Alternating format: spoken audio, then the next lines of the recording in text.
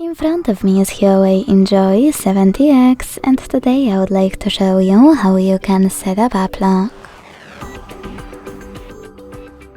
Begin by opening settings and scrolling to hit security.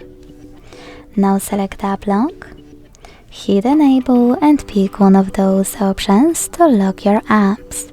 You can select your lock screen password or create custom PIN just for your apps. Click on the chosen one, in my case custom PIN, create it, repeat it to confirm it, and answer security question. If you don't like it, click on it and pick one of those, or select custom question and create your own. Save it by hitting OK, tap on finish and tap on gray switchers next to your apps you wish to lock. Then go back.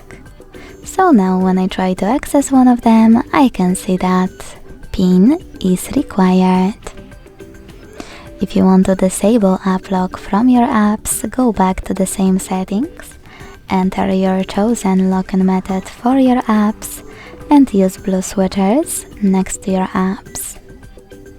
If you want to disable app lock completely on your HUAWEI, tap on this blue switcher next to app lock, choose disable and enter your chosen login method one more time. Thanks so much for watching. If you enjoyed this video, leave a like, comment and subscribe. Bye!